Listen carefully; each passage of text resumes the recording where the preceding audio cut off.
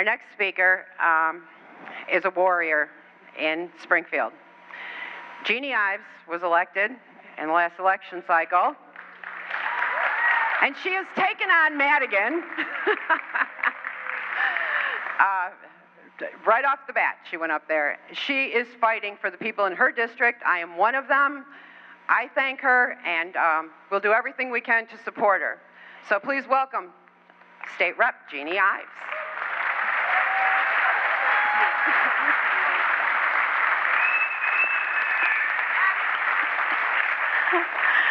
Carol Davis, hello, hello, hello.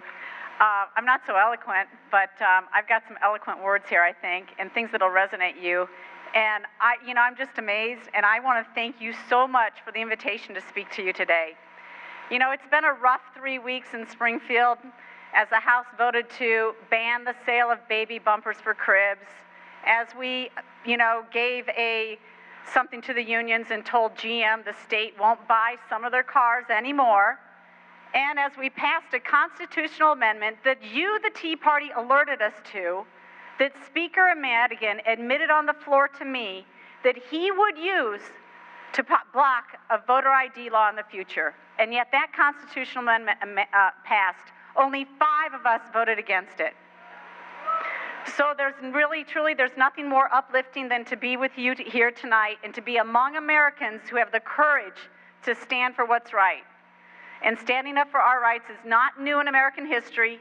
From the first American Tea Party leaders who stood up to the British, to the Tea Party folks today who are standing up to the IRS, you guys make a difference. And I'm blown away. I'm blown away by your dignity, your sense of right and wrong, your love for America, and your desire to see all Americans succeed. And I've been moved by your passion to save America. You have taken action and become a household name, organizing, writing books, making informative videos, and designing games to teach our children about the Constitution. You have so threatened the political structure in the United States that those in charge have made you a target for retribution. I think you should be proud of that.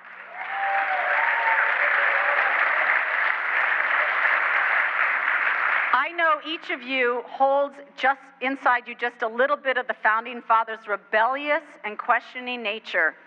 As all Americans appreciate those attributes in the signers of the Declaration of Independence, so I appreciate the same in you.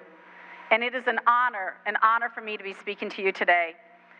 You know, Churchill once said, "Never in the field of human conflict was so much owed by so many to so few." Of course, he was speaking about those who stood up against the aggression in World War II. For you see, it's the few that take a stand for the many that will cause the change for the future, good or bad. A few years back, Peter Oscom introduced me to a book called Troublesome Young Men, written by Lynn Olson. Its subtitle is The Rebels Who Brought Churchill to Power in 1940 and Saved Britain. It weaves the lives of about 8 courageous individuals who stood up against appeasement and put their differences aside to build a coalition with the sole goal of putting Churchill in power, just when the British needed a leader whose motto was never, never, never give up. Leo Amory was one of those troublesome young men, one of those rebels. In 1940, in the speech Amory gave dismissing Chamberlain and leading to Churchill's elevation to prime minister, Amory used Cromwell's old words, saying, "You have sat here too long for any good you have been doing. Depart, I say, let us have done with you. In the name of God, go."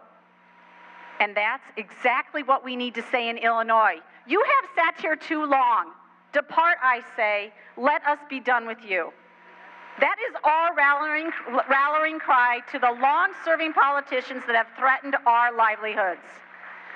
You see, we believe that free men and women have the right to retain the fruits of their labor and to either save or enjoy those fruits as they desire, leaving something to their heirs, or, as individual conscience dictates, donate to those who have been not so fortunate.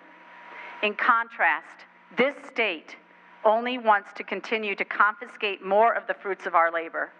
And when they do so, we know they overpay for services for less results, especially when compared to other states. But we believe the American dream is not a right, but an opportunity every American has been presented. In contrast, those in charge in Illinois believe opportunity is only advanced by the spending of more tax money, regardless of outcomes.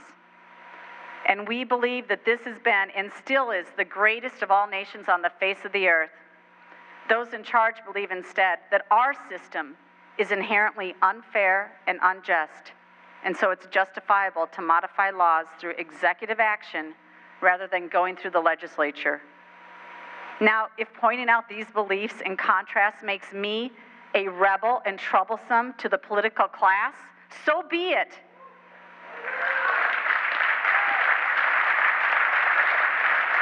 In Illinois, it's time to be troublesome because the politicians in charge now are burdensome.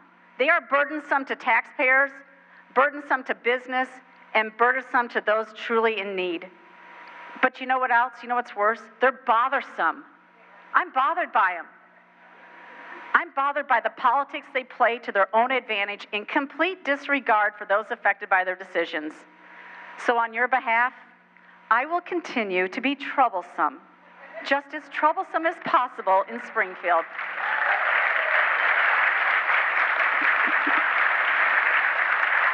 And watch out, because guess what? We're forming our own coalition of troublesome young men and women to take back this state. And it can be done, and I hope you're going to join me. Because we need to remind the politicians and the bureaucrats that have created the worst economy in Illinois, and according to a recent poll, the least trusted state government, that we demand the nonsense stops. Now, Winston Churchill also said it's the courage to continue that counts. I know the work to me, and I know it seems to you, it just seems endless. The journey seems tiresome, and the voters unaware.